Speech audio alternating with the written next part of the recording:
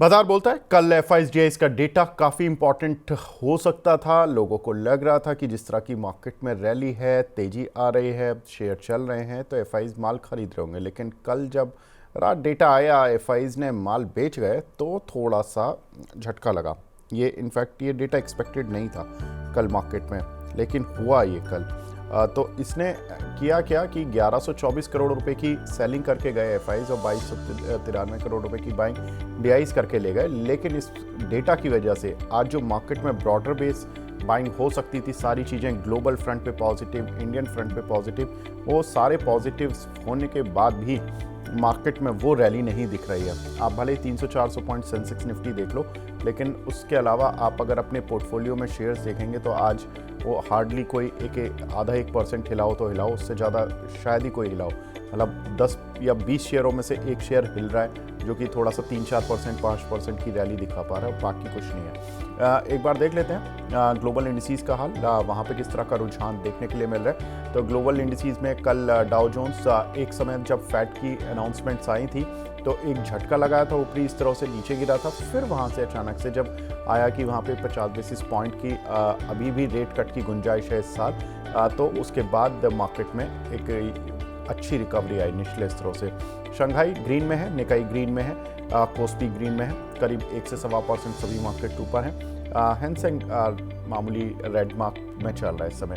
एक बार देख लेते हैं टॉप गेनर्स और लूजर्स कौन से काउंटर हैं जो कि अच्छी अब प्रदर्शन कर रहे हैं इस मार्केट में। तो टॉप गेनर्स की लिस्ट में प्रिज्म जॉनसन करीब 13%, पूनावाला 9%, सोनाटा सॉफ्टवेयर 6%, न्यूजन सॉफ्टवेयर और बैंको इंडिया करीब ये 5 से 5.5% सभी काउंटर ऊपर हैं। टॉप लूजर्स की लिस्ट में कौन से काउंटर हैं वो भी देख लेते हैं। तो टॉप लूजर्स हैं कोहेंस करीब 5.5%, डीसीएम श्रीराम 4%, फोर्स मोटर करीब 3.5%, शैले करीब 3.5% और टैगा इंडस्ट्रीज करीब 3.25%। तो ये कुछ एक काउंटर हैं जो कि आज के मार्केट में परफॉर्म नहीं कर पा रहे हैं। लेकिन एक बार फटाफट से देख लेते हैं फेड ने कल क्या किया, क्या कुछ उम्मीदें हुई हैं और क्या कुछ उन्होंने बातें कही हैं। तो फेड ने ब्याज दरों में 25 बेसिस पॉइंट का रेट कट किया और अब अमेरिका में इंटरेस्ट रेट 4 से 4.25% के बीच में पहुंच चुकी हैं। लेकिन जो डॉट प्लॉट्स होते हैं उनके अनुसार 50 बेसिस पॉइंट का रेट कट अगले 3 महीने में आ जाएगा, यानी कि 2025 में अब सितंबर के से दिसंबर तक, जो अब सितंबर की मीटिंग हो गई यानी अक्टूबर नवंबर दिसंबर में 3 रेट माफ़ कीजिएगा 0.5% का रेट कट हो सकता है। मे बी 25 बेसिस पॉइंट के रेट कट हो, मे बी 50 बेसिस पॉइंट का एक रेट कट हो सकता है। पॉलिसी न्यूट्रल पर शिफ्ट कर दी गई है। लॉन्ग टर्म में इंटरेस्ट रेट 3% लाने की योजना है। टैरिफ से लेबर मार्केट पर असर पड़ रहा है, ये पॉवेल साहब का मानना है। टैरिफ का महंगाई पर असर केवल कुछ समय के लिए ही है, ये भी पॉवेल साहब का मानना है। तो कहीं ना कहीं वो बैकफुट पर तो आ चुके हैं डोनाल्ड ट्रंप और उनके एडमिनिस्ट्रेशन की वजह से, तभी उन्होंने शायद पॉलिसी इंस्टांस चेंज किया है अपना। अविनाश सर, देखिए जो फेड में हुआ वो हुआ, और अब वो क्यों हुआ, डोनाल्ड ट्रंप की राजनीति से हुआ या किस वजह से हुआ, वो छोड़ देते हैं। अब ये बताइए सर कि हमारे मार्केट में इस फेड की पॉलिसी से क्या खरीदें, क्या किससे दूर रहें? नहीं, मेरे ख्याल से देखो, फेड के पॉलिसी स्टैंड और इंटरेस्ट रेट्स अगर कट जाती है तो उसका सीधा असर यूएस इकोनॉमी में पॉजिटिवली प्ले आउट होगा। और ऑब्वियसली जो आईटी सेक्टर है उनके लिए अच्छी बात है, क्योंकि वहाँ की जो कंपनियां हैं वो मेरे ख्याल से और अच्छी तरह से नतीजे डिक्लेयर करेंगी। मैक्रो पर्सपेक्टिव पे मुझे लगता है कि देखिए, अभी तो इन्फ्लेशन लो लेवल पे है, और अगर दो इंटरेस्ट रेट्स का बेनिफिट लाना है तो पहले आरबीआई शायद इसको पहले मॉनिटर करेगी। 2 इंटरेस्ट रेट कट हो चुके हैं, जीएसटी का भी काफी बड़ी मात्रा में कट हो चुका है। तो कहीं ना कहीं आगे चल के हमारे इंटरेस्ट रेट्स के ऊपर भी पॉजिटिवली ये डिसीजन प्ले आउट होगा। बट ओवरऑल मुझे लगता है कि अगर यूएस इकोनॉमी रिकवर करती है तो उसका इम्पैक्ट हमारे सारे इंडियन एक्सपोर्टिंग कंपनीज पे होना चाहिए। और कहीं ना कहीं इंपोर्ट टैरिफ में भी अगर कोई अच्छा बदलाव आता है, निचले लेवल पे अगर 15-20% इंपोर्ट ड्यूटी आती है, तो डेफिनेटली मार्केट्स इस बात को काफी पॉजिटिवली लेगा। तो डेफिनेटली ये पॉजिटिव संकेत है। और मेरे ख्याल से हम भी चाहेंगे कि क्लियरली इंडिया में भी आरबीआई रेट कट करे, लेकिन हो सकता है आने वाली पॉलिसी में वो थोड़ा सा रुके, क्योंकि मानसून का प्रोग्रेस वो मॉनिटर करेगी, इन्फ्लेशन देखेगी और किस प्रकार से ट्रांसमिशन हो गया है। देखिए, 2 इंटरेस्ट कट होने के बाद कितने बैंकों ने ट्रांसमिशन कट कस्टमर्स को पास किया है, ये भी बहुत इंपॉर्टेंट इश्यू है। तो नेट नेट पॉजिटिव ही है, बट इसका पूरा असर आपको अगले 6 से 12 महीने में देखने को मिल सकता है। ठीक है, तो अगले 6 से 12 महीने में ही असर देखने के लिए मिलेगा। आईटी सेक्टर सर ने बताया कि उसका तो डायरेक्ट बेनिफिशियरी हो ही जाता है। लेकिन तपन भाई ये बताएं कि जो हमारे बैंकिंग शेयर हैं, ये जो बॉन्ड यील्ड पर इम्पैक्ट आता है, रुपी में चेंजेस आ जाते हैं फेड की पॉलिसी से, कल गोल्ड की कीमतें भी चली गई, उन पे मैं अलग से चर्चा करूंगा। लेकिन इन सब का असर अगर मैं इंडियन बैंकिंग पे किसी तरह से देखूं तो कोई पड़ता है या नहीं पड़ेगा, और कौन से बैंक्स पर पड़ेगा अगर पड़ेगा तो?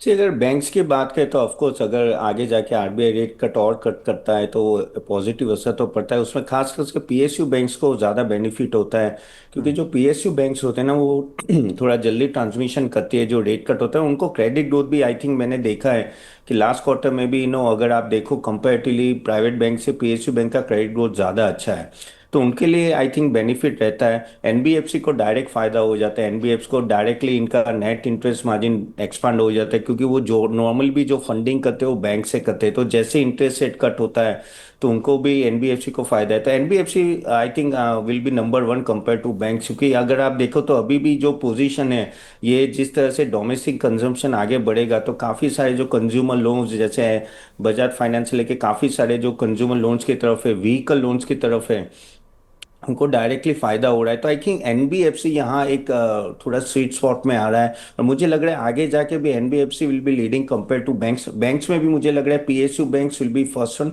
Then will come the private banks.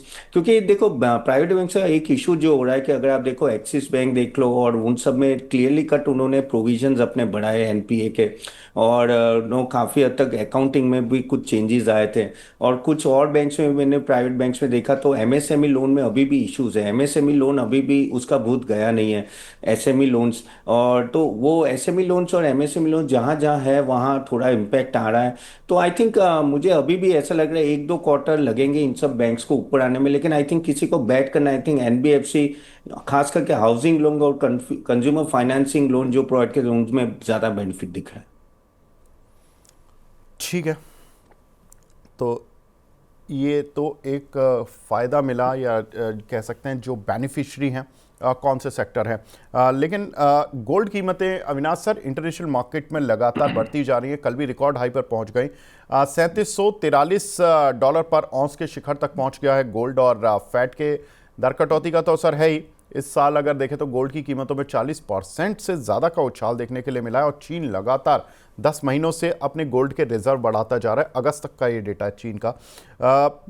Avinash sir, ये गोल्ड मतलब एक किस वजह से एक्चुअल में मतलब इतना तेजी से बढ़ता जा रहा है? ठीक है, चाइना गोल्ड रिजर्व बढ़ा रहा है, लेकिन ये तो इस 10 महीने की कहानी है। अगर उसके थोड़ा और बैक में जाएंगे तो ये शायद 2-3 साल की भी कहानी निकल रही है।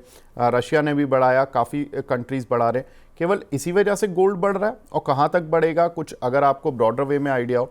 और इसका असर ये जो हमारी गोल्ड फाइनेंस कंपनियां हैं, मन्नापुरम, मुथूट फाइनेंस जैसी कंपनियां, इन पर किस तरह से देखें सर? नहीं, देखिए विवेक, मुझे लगता है कि देखिए गोल्ड का बाइंग ट्रिगर हो गया है सेंट्रल बैंक्स की खरीदने से। आपने सही कहा कि चाइना ने बाइंग की है, रशिया ने की है, यहाँ पे भी इंडिया में भी थोड़ा बहुत बाइंग आरबीआई ने किया है। और कहीं ना कहीं इसका सप्लाई लिमिटेड होने के कारण गोल्ड में आपको एक बहुत बड़ी तेजी देखने को मिली है। बट सबसे बड़ी वजह जो गोल्ड का बढ़ने का है वो ये है कि ग्लोबली मार्केट्स वोलेटाइल हो चुके हैं, अनसर्टेनिटी आई है। और अभी तो देखिए फेड की पॉलिसी चेंज थोड़ी सी हो चुकी है, लेकिन टैरिफ को लेके अभी भी काफी अनसर्टेनिटी है। और इसी कारण से गोल्ड में एक अच्छा उछाल आपको देखने को मिला है, क्योंकि जब भी मार्केट्स अनसर्टन फेज में आते हैं, वोलेटाइल होते हैं, तभी गोल्ड एक ऐसा एसेट क्लास है जहाँ पे अनसर्टेनिटी को हेज करने का यूज होता है। और मुझे लगता है कि ये ट्रेंड जारी रहेगा, क्योंकि देखिए डोनाल्ड ट्रंप साहब इतने आसानी से सब कुछ क्लियरली रास्ता खोलेंगे नहीं, काफी वोलेटिलिटी रहेगी। तो टैरिफ को लेके मुझे लगता है कि अभी भी काफी अटकलें हैं काफी कंट्रीज को लेके। मुझे लगता है कि देखिए अगर गोल्ड फाइनेंस कंपनीज की बात करें तो उनके लिए बहुत ही अच्छा समय है, क्योंकि उनके लिए जो एसेट वो लोन लेके देते हैं उनके लिए तो बहुत अच्छा है, क्योंकि उनका लोन टू वैल्यू बढ़ता है, क्योंकि जैसे जैसे सोने का भाव बढ़ता है उनका लोन टू वैल्यू रेशो बढ़ता है। मुझे लगता है बहुत मन्नपुरम और मुथूट में से अगर चुनना है तो Muthoot will be a better player. Muthoot की जो पोजीशनिंग है वो बहुत स्ट्रांग है, काफी वेल पोजिशनड है। और आने वाले साल में मुझे लगता है कि कम से कम 25% का तो आराम से मुनाफा ग्रो करने की पॉसिबिलिटी रहेगी, क्योंकि गोल्ड फाइनेंस जैसा बढ़ेगा, उनके जो ग्राहक है ज्यादातर रूरल इंडिया में रहते हैं, वहां पे उनको फंडिंग के लिए अच्छी पॉसिबिलिटी मिलेगी।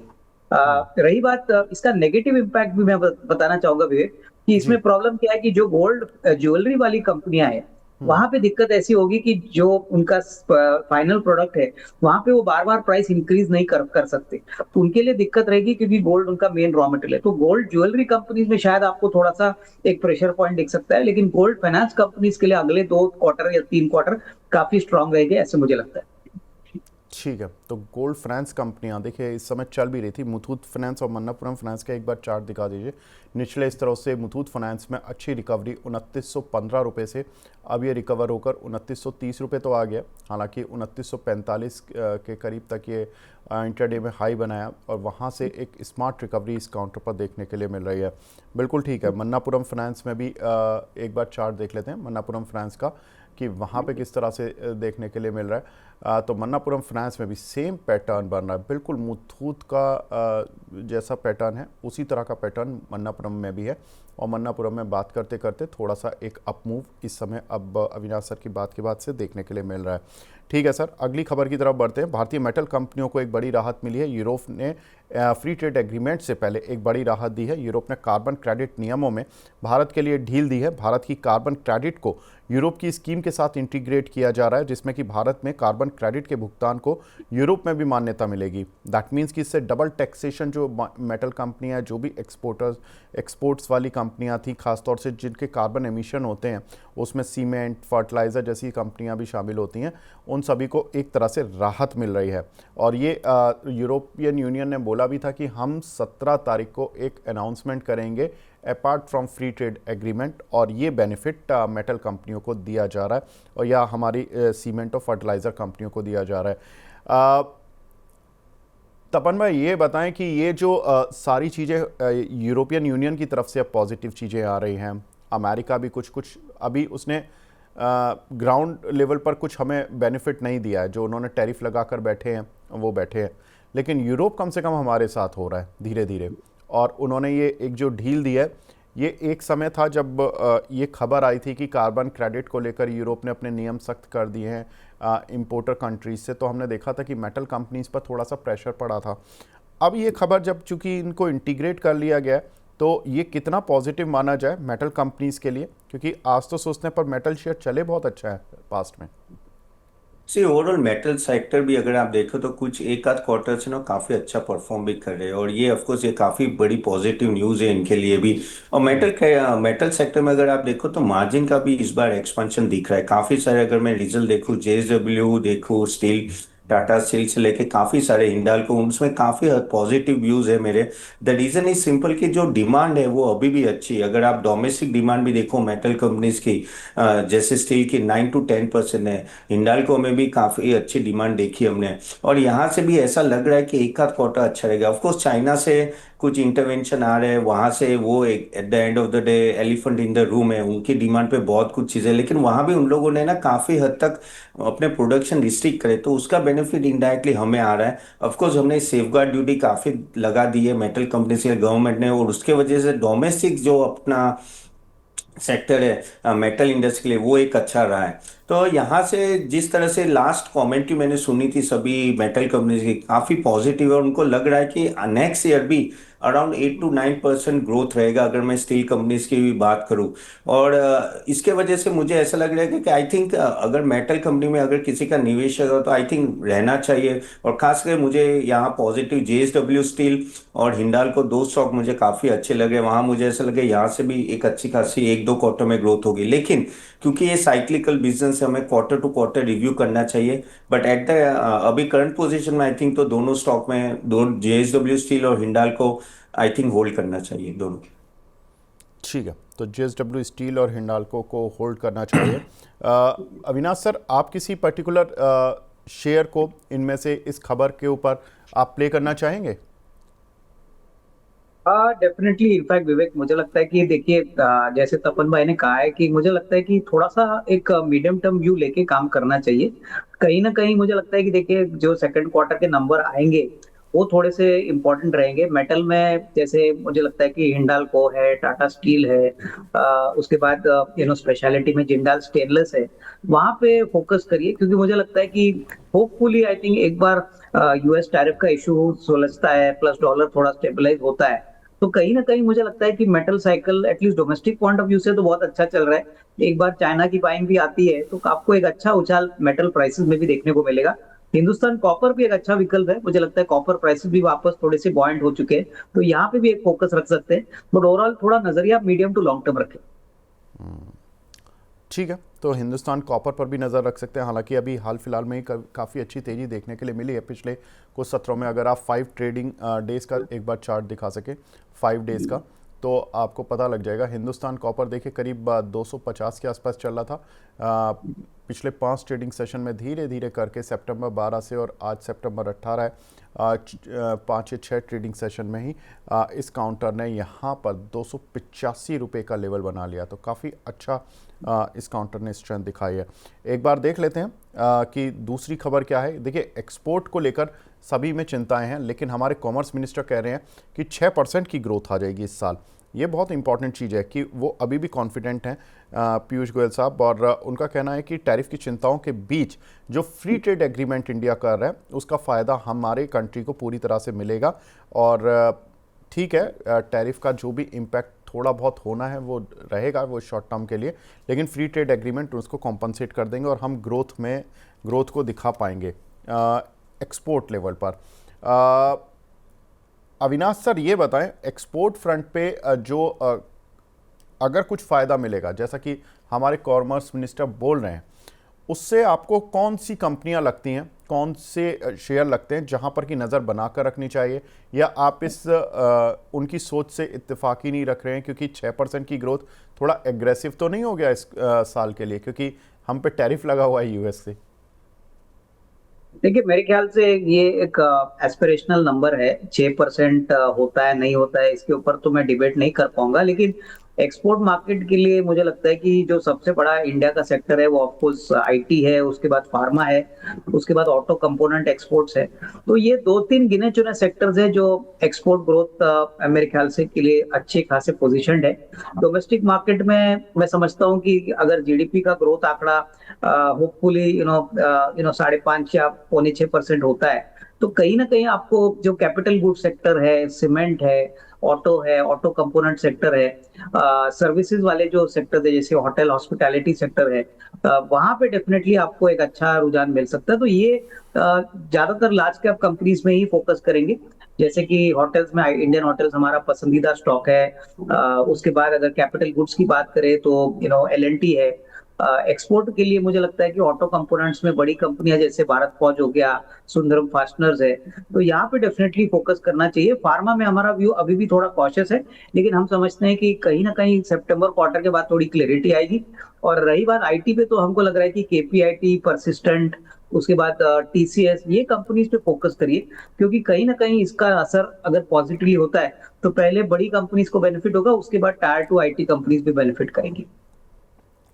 ठीक है, एक खबर कोचिन शिपयार्ड पर है कि आज उन्होंने मतलब ओएनजीसी के साथ एक कॉन्ट्रैक्ट साइन किया जिसकी वैल्यू 200 करोड़ रुपए है for major layup repairs of jack up rigs वगैरह के लिए। ये 200 करोड़ का ऑर्डर है। तपन भाई, कोचिन शिपयार्ड डिफेंस से भी जोड़ा जाता है और पीएसयू से ऑर्डर भी ले रहा है ये कंपनी। अगर कोचिन शिपयार्ड का पिछला कुछ ट्रेंड उठाकर देखें तो पिछले 2-3 दिन में अच्छा मूव इस काउंटर पर देखने के लिए मिला है। इन स्तरों पर आप क्या राय देंगे सर?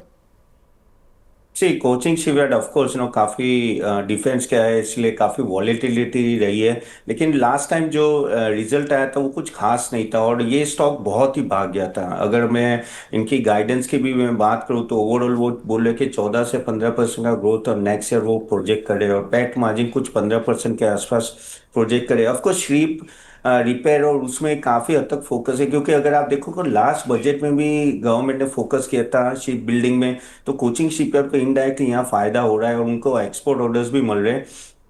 खास करके अभी से देखना पड़ेगा कि क्या वो एग्जीक्यूशन किस तरह से करे, क्योंकि इनके पास ऑर्डर बुक है, ऑर्डर बुक का कोई इशू नहीं है, लेकिन एग्जीक्यूशन में प्रॉब्लम है। अब देखोगे जो प्रॉफिट मार्जिन में डीप आया था लास्ट क्वार्टर, वो उसके वजह से ही था। और खास करके उन्होंने कैपेसिटी यूटिलाइजेशन अभी तक उतना ही हो नहीं पा रही है। सो लीवरेज तो काफी बड़ा है मेक इन इंडिया का, लेकिन यहाँ से किस तरह से ग्रो होगा वो देखना है। और इनका जो हायर मार्जिन है वो है श्रिप रिपेयर शिप, तो वहां वो ज्यादा, अगर आप देखो तो 150% से ज्यादा ग्रोथ करे, तो वहां अगर वो ज्यादा फोकस करना भी चाहते हैं तो उनका मार्जिन अप जाएगा। तो ओवरऑल इस लेवल पे भी मुझे जिस तरह से इनका ऑर्डर बुक है, ऑलमोस्ट 2.85 लाख करोड़ की ऑर्डर बुक है, तो वो बहुत ही बड़ी है। प्लस जो फोकस है, तो I think overall sector point of view और कंपनी पॉइंट ऑफ व्यू से पॉजिटिव ही हूं मैं। लेकिन अगर मैं वैल्यूएशन पॉइंट ऑफ व्यू से अगर देखूं, तो अभी भी ये स्टॉक थोड़ा कह सकते हैं महंगा है, तो मैं यहाँ से आई थिंक अगर मुझे प्रेफरेंस दे तो मैं जीआरएस से ज़्यादा प्रीफर करूंगा compare to Cochin shipyard even Mazagon. अभी भी कोचिंग शिपयार्ड मुझे जिस तरह से एग्जीक्यूशन मुझे लग रहा है बाय ऑन डिप्स रहेगा, थोड़ा और नीचे आके बाय करेंगे। अगर जी लेना है कोई स्टॉक, जो जीआरएस और मेजागोन इस लेवल पे भी देख सकते हैं। ठीक है। तो यहाँ पर जीआरएससी को देख सकते हैं। तपन सर को ये काउंटर ज़्यादा बेहतर लग रहा है। अविनाश सर, एक पर्टिकुलर सेगमेंट अदानी स्टॉक्स, इनमें थोड़ा सा मूव अब देखने के लिए मिल रहा है आज दोबारा से। कल थोड़े सुस्त थे ये share, Adani greens, Adani energy solution. Sir, इन पर आपका आउटलुक, क्योंकि हमने देखा था कि Q1 के रिजल्ट्स तो ठीक आए थे, लेकिन Q1 में हमारा जो सीन चल रहा था, पूरे एनवायरनमेंट जो था मार्केट का, वो काफ़ी नेगेटिव था due to tariff uncertainties and जो भी धमकियां मिल रही थी हमें अमेरिका से। उसके बाद अभी इन काउंटर पर करें क्या सर? नहीं, मुझे लगता है कि देखिए, अडानी ग्रीन एनर्जी की बात करें या अडानी ग्रुप की टोटल की बात करें, तो मुझे लगता है कि देखिए, जिस प्रकार से कैपेक्स साइकिल इन्होंने इनिशिएट किया है, मुझे लगता है कि अगर इकोनॉमी में अच्छा ट्रैक्शन आपको सेकंड हाफ में देखने को मिलता है, तो रिन्यूएबल एनर्जी, पावर, उसके बाद पोर्ट्स, ये तीनों ऐसे सेक्टर्स है जहां पे भरपूर ग्रोथ आएगा और इसका बेनिफिट तीनों कंपनीज को मिलेगा। हमारा जो पसंदीदा काउंटर अडानी ग्रुप में है वो अडानी पोर्ट्स रहेगा। देखिए, अडानी पोर्ट्स में हमको लगता है कि जिस प्रकार का वॉल्यूम ग्रोथ हुआ है, टनेज हो चुका है, इसका कोई डाउट नहीं कि अक्टूबर टू दिसंबर का क्वार्टर काफी अच्छा होना चाहिए। यहाँ पे काफी बड़े निवेशक, इंस्टीट्यूशनल इन्वेस्टर्स निवेशित है, तो ये कोई भी गिरावट अगर आती है या थोड़ा मार्केट कमजोर होता है, तो पोर्टफोलियो वाला स्टॉक रहेगा। अडानी पावर में भी काफी बड़ी बातें कैपेक्स को लेके हुई है कि बांग्लादेश को लेके इनफैक्ट काफी बड़ा इनफैक्ट पावर प्रोजेक्ट इम्प्लीमेंट करने वाले, प्लस बिहार गवर्नमेंट ने भी अभी एक बड़ा इनको एलओए अप्रूवल दिया है। तो कहीं ना कहीं मुझे लगता है कि आपका नजरिया थोड़ा सा अडानी पावर के ऊपर भी 12 से 18 महीने का होना चाहिए, क्योंकि शॉर्ट टर्म में देखिए वैल्यूएशन थोड़े फेयर टू एक्सपेंसिव लगेंगे, बट अगर आपका नजरिया साल 1.5 साल का है, तो मुझे लगता है कि अडानी पोर्ट्स और अडानी पावर, ये दो विकल्प जो है वो इमीडिएटली आप एसआईपी भी कर सकते हो। मुझे लगता है अडानी ग्रीन एनर्जी में थोड़ा सा टाइम रुकिए, क्योंकि यहाँ पे वैल्यूएशन फेयर टू एक्सपेंसिव है, लेकिन रिन्यूएबल स्पेस में भी ये काफी वेल पोजिशनड है। इंक्रीमेंटल कैपेसिटी भी अगले साल आएगी, तो overall net net view positive है। लेकिन अडानी पोर्ट और अडानी पावर, ये दोनों स्टॉक्स करंट लेवल पे और निचले लेवल पे आपको एसआईपी करना चाहिए, अच्छा खासा रिस्क रिवॉर्ड मिल सकता है। ठीक है, तो अदानी पोर्ट, अदानी पावर, इनको एसआईपी मोड में आप ले सकते हैं। ठीक है अविनाश सर, आप हमारे साथ जुड़े, सर बहुत बहुत शुक्रिया हमसे जुड़ने के लिए और अपना कीमती समय देने के लिए। Thank you so much sir. Tapan भाई, आपसे भी लास्ट क्वेश्चन ले रहा हूँ। फेडरल बैंक सर, अगर हम देखें तो इस काउंटर की एक खबर है यस बैंक के साथ जुड़ी हुई। वो खबर ये है कि बैंक ने करीब 16.5 करोड़ शेयर यस बैंक के बेचे हैं 21 रुपये 50 पैसे पर सुमितोमो मित्सुई बैंकिंग कॉर्प को। यानी कि यस बैंक के शेयर 21 रुपये 50 पैसे पर फेडरल बैंक बेच रहा है, लेकिन वो बेच दूसरे ही बैंकिंग ग्रुप को रहा है, वो विदेशी बैंकिंग ग्रुप को। आप इस खबर को कैसे लेते हैं? यस बैंक को लेना चाहिए, नहीं लेना चाहिए? एक बैंक एग्जिट कर रहा है, दूसरा बैंक एंट्री कर रहा है। अगर मैं दोनों बैंक की बात करूँ तो फेडरल बैंक की पहले बात कर ले, तो फेडरल बैंक ओवरऑल देखो मैं काफी पॉजिटिव हूँ इसमें। अगर आप देखो तो क्रेडिट ग्रोथ और उस तरह से तो काफी बेटर रहा है फेडरल बैंक का, और जो रिजल्ट भी आया वो कंपैरेटिवली ओके आया था। काफी कासा रेशियो में इंप्रूवमेंट की बातें चल रही है, और यहाँ से भी मुझे ऐसा लग रहा है कि ऑफ कोर्स एडवांसेस में जो 15% का जो जंप है वो आगे जाके भी रहेगा। नेट नेट एनपीए भी फेल हुआ है, और तो वो भी एक है। तो कासा में अगर इंप्रूवमेंट आता है तो मैं यहाँ से इस लेवल पे भी मुझे फेडरल बैंक कंपैरेटिवली अच्छा लग रहा है। तो अगर किसी को निवेश करना है तो यहाँ से सोच सकते हैं। ऑफ कोर्स वो यस बैंक से एग्जिट कर रहे हैं तो मुनाफा कमाया ही होगा, क्योंकि ये बहुत नीचे के लेवल पे इन सब लोगों ने एंट्री की थी। जब बल्कि मैं यस बैंक की बात करूँ तो यस बैंक क्योंकि अभी ये नया मैनेजमेंट आया, हमें देखना पड़ेगा कि किस तरह से मैनेजमेंट अपना वर्किंग करते हैं, क्योंकि टाइम लगता है। कोई भी कंपनी को इतना मैनेजमेंट चेंज होता है और उनकी खुद की अलग से पॉलिसी होती है। लेकिन ऑफ कोर्स अगर हम लोग स्कोप की बात करें तो काफी हद तक उन्होंने भी बात की है कि कासा में वो ज्यादा इंप्रूवमेंट करना चाहते हैं, ओपेक्स में वो कंट्रोल करना चाहते हैं। और यहाँ उनका प्रॉब्लम ये था कि ऑपरेटिंग कॉस्ट उनका ऑलमोस्ट 8% से जंप हुआ था, और ओपेक्स ग्रोथ है ना थोड़ा कंपेरेटिवली ना हम्म। एक काफी हद तक ड्रैग कर रहा था। तो उसके वजह से मुझे यहाँ लग रहा है कि यस बैंक एक ऐसा स्टॉक है, तो मैं वेट एंड वॉच करूंगा। आई थिंक एक क्वार्टर में और देखूंगा किस तरह से रिजल्ट आ रहे हैं, एक दो quarter, then I will take a new position. Otherwise Federal Bank is a buy from my. ठीक है, तो Federal Bank is buy for Tapan sir, and यहाँ पर यस बैंक पे भी आपको राय मिली है इस खबर की वजह से। लेकिन अब हमारे साथ दूसरे खास मेहमान भी जुड़ चुके हैं। हमारे साथ मानस जायसवाल सर जुड़ चुके हैं। Manas sir, good morning. Good morning Vivek ji, good morning. Manas sir, कहाँ देख रहे हैं सर निफ्टी, बैंक निफ्टी के लेवल्स?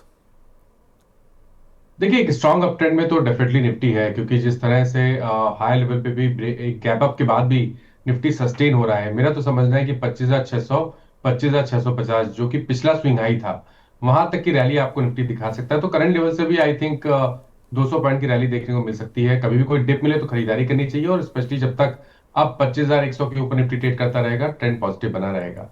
बैंक निफ्टी की जहां तक बातें, देखिए बैंक निफ्टी में एक टारगेट है 56,100 के आसपास का, तो वो टारगेट बिल्कुल पॉसिबल है। लेकिन ये भी ध्यान रखिए कि अगर 56,100 के ऊपर निकलेगा तो 56,700 तक की रैली भी बैंक निफ्टी दिखा सकता है। तो यहाँ पर भी गिरावट पे खरीदारी करने की राय रहेगी। जब तक 55,300 के ऊपर ट्रेड करता रहेगा, यहाँ पर ट्रेंड पॉजिटिव बना रहेगा। ठीक है, तो यहाँ पर ट्रेंड पॉजिटिव है मार्केट का इंडेक्स लेवल पर मानस सर की तरफ से। तपन जी, कोई आपकी तरफ से रिकमेंडेशन जो आप कोई पर्टिकुलर शेयर बताना चाहें? जी, यहाँ से मुझे ऐसा लग रहा है कि कुछ सेक्टर जो ऑलरेडी बीटन आउट है, जैसे आई थिंक रेलवे सेक्टर आप देख सकते हो। रेलवे सेक्टर में खास करके जो वैगन्स रिलेटेड है, जैसे जुपिटर वैगन या टीटागढ़ वैगन्स में, वो सब ऑलरेडी काफी डाउन है, तो वो एक आप नजर में रख सकते हो।